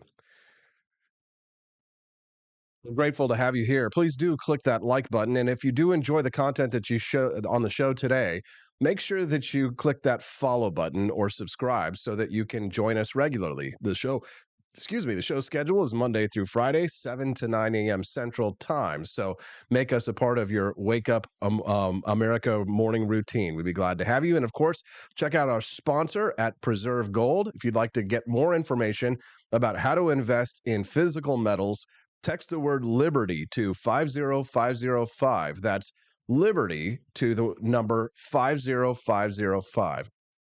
All right. Well, you heard my story about how progressives posing as grassroots conservatives in Missouri are trying to push progressive leftist causes to stop education reform in states like Missouri. Well, my next guest, her name is Lisa Watson. She is also a progressive, or formerly a progressive, but she's actually come over to the freedom side, and she's pushing for less government, more freedom, and more parental choice when it comes to our educational system. She's joining us live now. Lisa Watson. Good morning, Lisa. Thanks for joining us today. Good morning. Good morning, Austin. Thanks for having me. So you're a former leftist turned free market education activist. Give us the Reader's Digest here, Lisa, of your rise to freedom fighting. Okay, well, the background is I'm a Midwestern girl, just like you, born and raised, but I moved to Los Angeles to go to college. So I got indoctrinated without even knowing what indoctrination was. I became an atheist, feminist, pro-choice, radical. I interned at Planned Parenthood. I was a union steward for 5 years, and I ended up on the board of the ACLU. I was on the board about 8 or 9 years.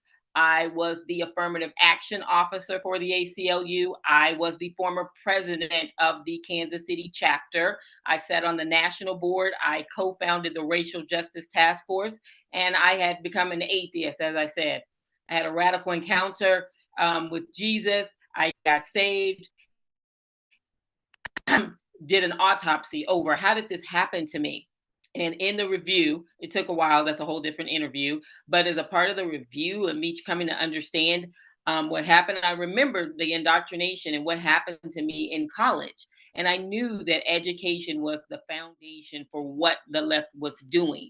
So I talk a little bit about why I came out of the left, but my real purpose, my real goal is to explain why the left wins. So a lot of times I'm talking to conservative audiences, I'm talking to Christian audiences, and they don't have a clue. You're clueless. You don't have a plan.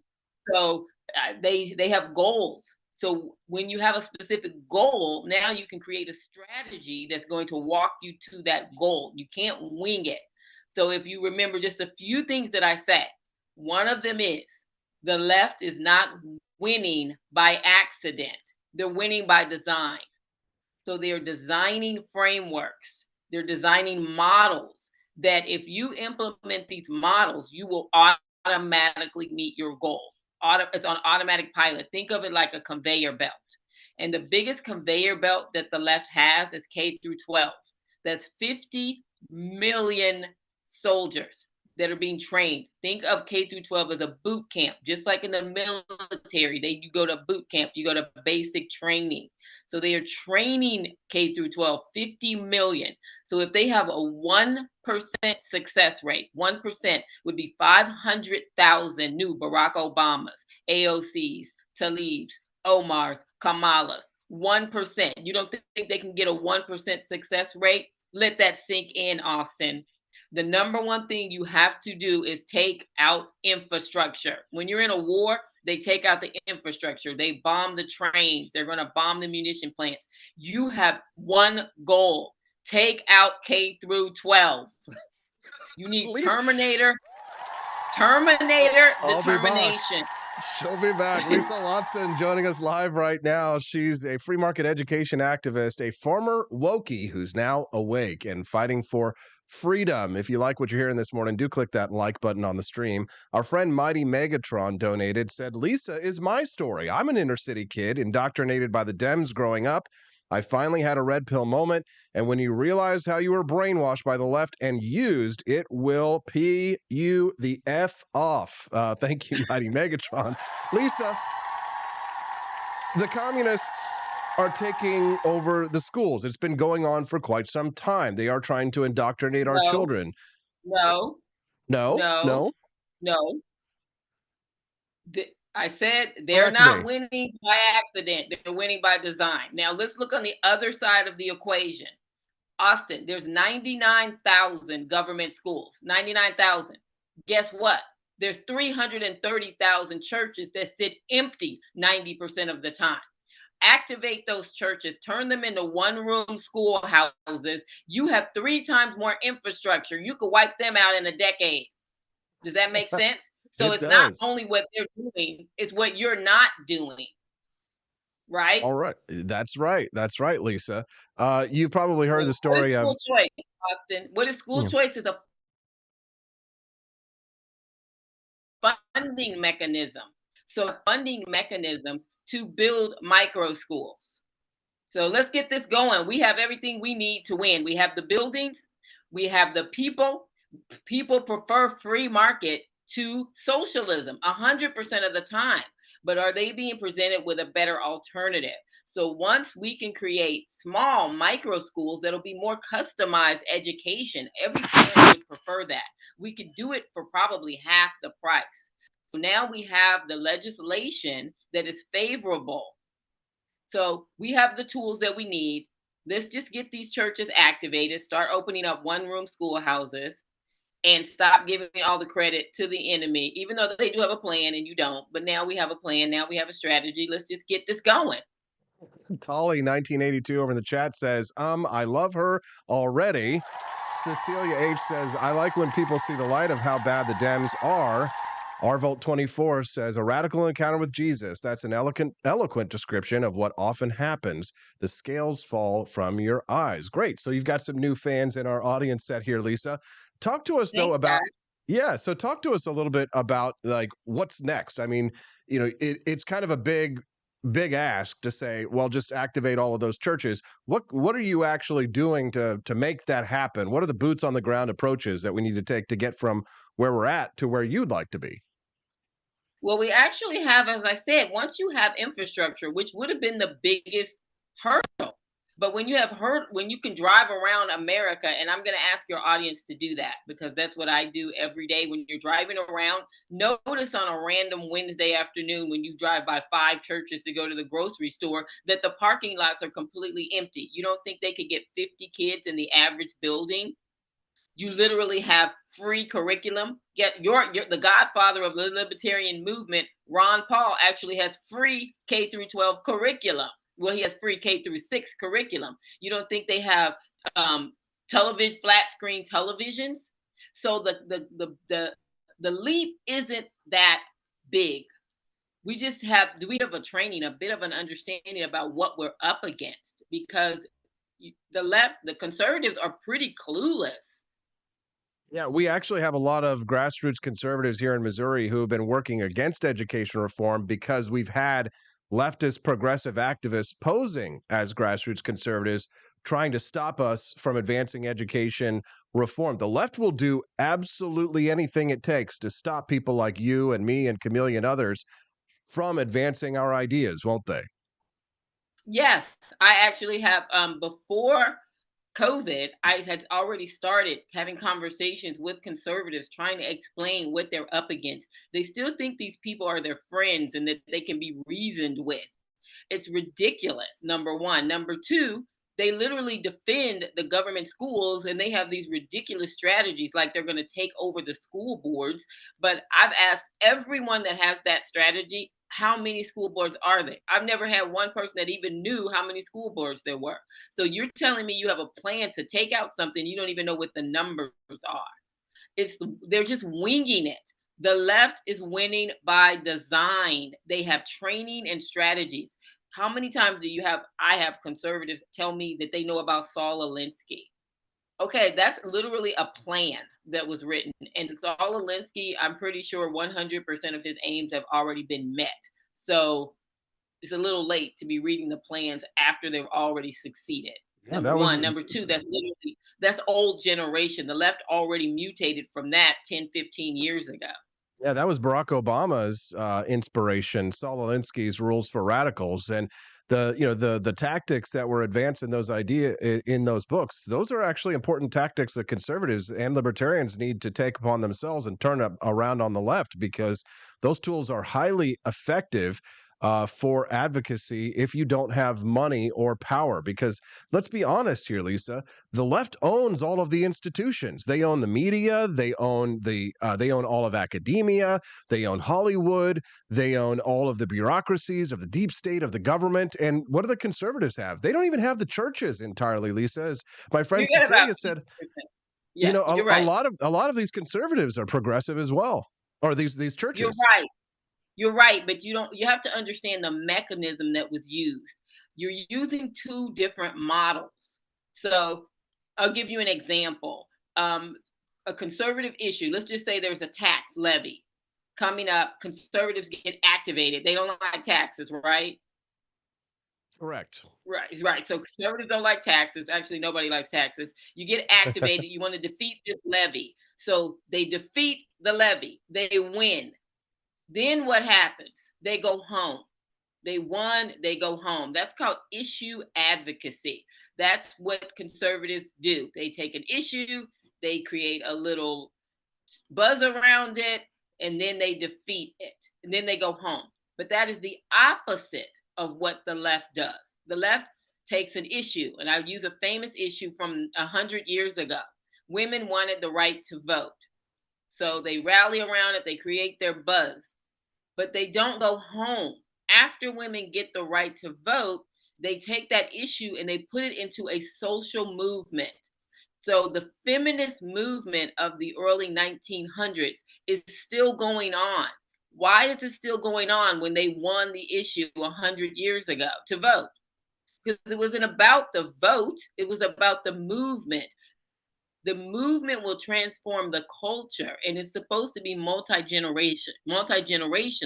So now the feminist movement, you've heard of the labor movement, you've heard of the civil rights movement, you've heard of the marriage equality movement, you've heard of the climate change movement, you've heard of BLM. You create the movement, and the movement will shift the culture. Then you're going to get the legislation that you want. So it's not about the issue. You must understand how social movements work. You take the issue, for example, school choice. Then you create a school choice movement. The movement has characteristics like charismatic leaders. So if you think of Martin Luther King, Gloria Steinem, the original feminists, the people who did the farmers' labor movement, you understand, you remember these people. You don't remember the person who was pushing to defeat the tax levy. So if you don't have a charismatic leader, you're not going to win. Does that make sense? You're also going to get powerful branding. So think about BLM and that fist, that logo. Powerful messaging and branding. That's part of building a social movement. You're going to have these nonprofits. So they own the nonprofit industrial complex. That means they have people working 24 hours a day, 7 days a week across this country. There's a network of these nonprofits. Do you have a network of nonprofits working for your issue? No, because your people went home. They don't just work during the election. They're working the whole time. They're constantly rallying the troops. So you're operating on two different models. So how are you going to get the same outcome? You cannot. So school choice is the only issue that has the power to be transformed into a social movement that can then have permanency. You want permanency. Absolutely. So And again, as the upcoming father of a little girl, I have an interest in the outcome of this. If you're just tuning in to the Wake Up America show, that's Lisa Watson. She's on fire right now. She's a former leftist. Fire. She's on fire. She's a former leftist, now a free market education activist. She's a walking, talking billboard for why Christian parents, all parents, Christian, Muslim, atheist, whatever, have to run from government schools. Get your kids out of the government schools, she says. Former liberal turned free market education activist. I love your bio here. Former atheist, former feminist, former evolutionist, former union steward, former Planned Parenthood intern, former ACLU, former head of the Racial Justice Task Force. You quote Romans 1:22, professing myself to be wise, I became a fool. What did you mean by that, Lisa? well, at one point, I went through this process. I call it the great unraveling. I didn't know that my whole worldview was being unraveled, but that's what happened. And I literally sort of walked out of atheism, unbelief, and all of my leftist ideas through YouTube. I was sent on this journey. And at one point, I saw this video, and they ended the video. I'll give a shout out. It was Ray Comfort. He's an apologist guy, and he had a video called Evolution versus God. And at the end of the video, he showed that scripture from Romans. And I said out loud, was that for me? It just hit home that I believed all of these lies everywhere, and the whole litter throughout my life was just lie after lie after lie, and I believed them. At some point, I started to hear from the Lord, and I got crystal clear. The reason that I believed them was that intellectualism was my idol. That's why I believed all of these people, because we have idols. I thought idols were little statues, but apparently they're bigger than that.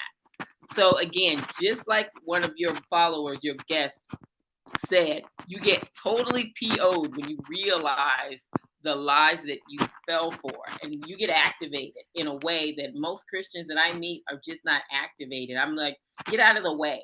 I need you to sit down, because the former leftists are going to take down this behemoth. We're going to do penance, basically, for what we did. Lisa, I love hearing this stuff. I think our audience really does as well. The fact that the numbers have just been skyrocketing over on the feed shows me that there's a lot of interest in your ideas and your activism. I think you've got a lot of people fired up. Where can people find out more information about what it is that you're doing and follow you online? Oh, well, there's two things. One, you can easily follow me on Twitter. I'm Watson Speaking on Twitter. And I launched a podcast with the Herzog Foundation. You're familiar with Herzog they're in Smithville, Missouri, just north of Kansas City. They focus on school choice and training Christians to start schools. They've already trained over 600 Christians to launch their own schools. So again, if we're reviewing what it takes to build a social movement, one of them is going to be funding mechanisms and nonprofits. So Herzog is working in both of those spaces. And the name of the show is Schools Out with Lisa Watson. And I'm walking people through what it takes to build a social movement. It cannot be issue advocacy. You have to build a full-fledged social movement with 100% of the 7 characteristics. So we're building them up. I see the seeds planted all around the country. People like you have to keep doing shows because we don't have Hollywood. So people like you are critical. We're going to have to build our own low-key Hollywood, and talk radio and social media is going full freedom, full libertarianism. I do want to touch on a couple of things that I noticed.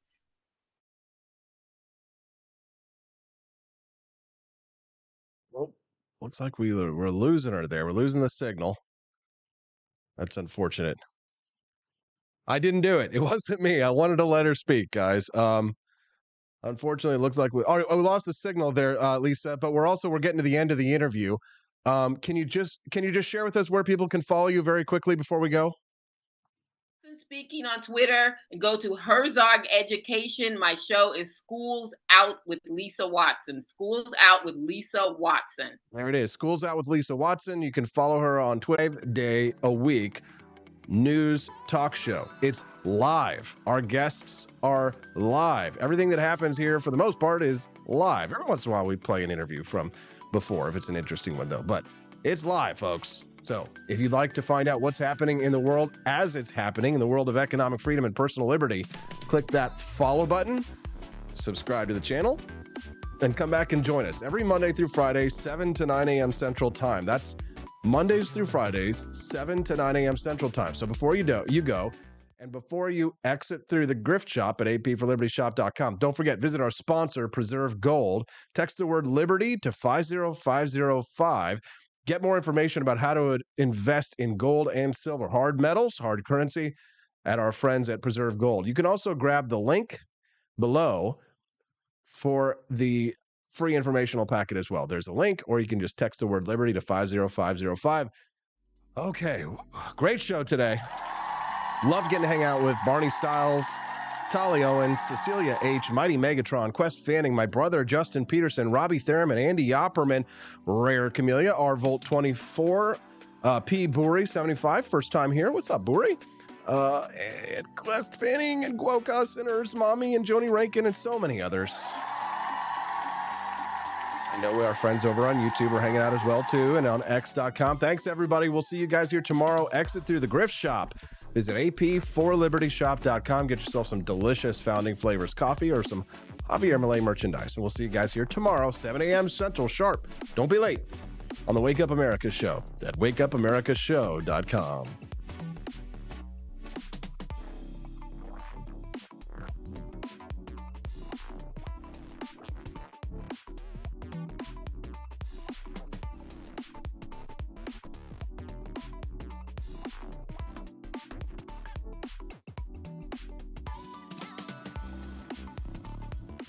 Expanse of time, a year might seem like a mere moment, but oh, what a year it's been. In September 2022, Austin and Stephanie Peterson embarked on a journey to wake up America. They began humbly, with just 20 souls tuning in, learning, listening, and though challenges arose, like the looming shadow of YouTube demonetization, their spirit never waned. And now, thanks to you, thousands rise with the sun to join them, to listen, to engage, to be a part of a community.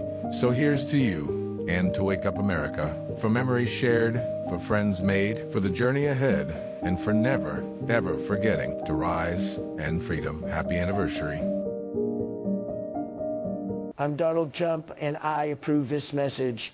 Believe me, Austin Peterson is the best. He's got the greatest Wake Up America show I've ever seen.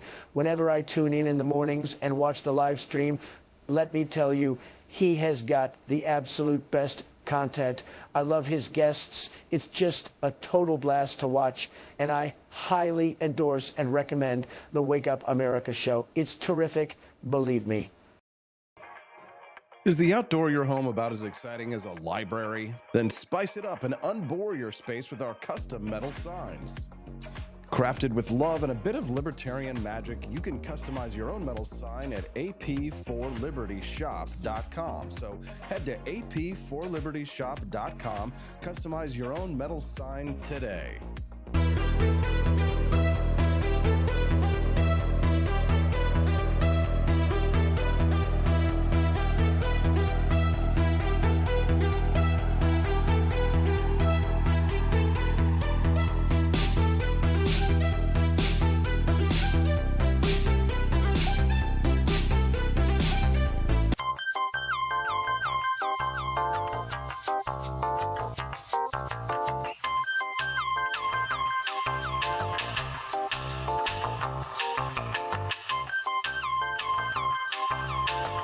Welcome to a world of vocal discovery at Peterson Voice Studio.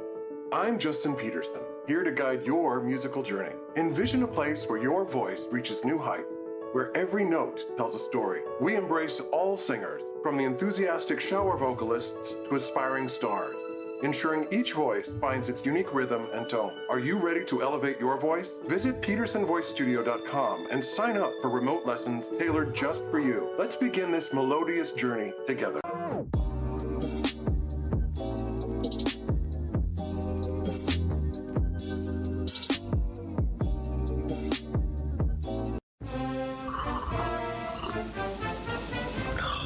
Tired of spending your hard-earned money on woke corporations that don't share your pro-freedom values? Fed up with sipping liberal lattes and progressive cappuccinos? Introducing Founding Flavors from AP4 Liberty Shop. Get your day started with Washington's Revolutionary Roast. As robust and principled as the man himself, this blend is the shot of energy heard round the world. Or maybe you want to taste the fervor of freedom with Adams's Patriotic Perk. It's as dynamic and balanced as the U.S. Constitution, sure to awaken your spirit of liberty. For the aficionados, we've got the Jeffersonian Java, a complex mix of flavors that speaks volumes about your refined tastes. And don't forget Betsy's Liberty Lullaby, our decaf option, crafted with the same care and dedication Betsy Ross put into our Star-Spangled Banner. This blend lets you enjoy the taste of freedom anytime without losing sleep. No woke beans here, folks. Just pure, patriotic, pro-freedom flavors brewed with love for liberty. So why compromise your principles for a cup of coffee?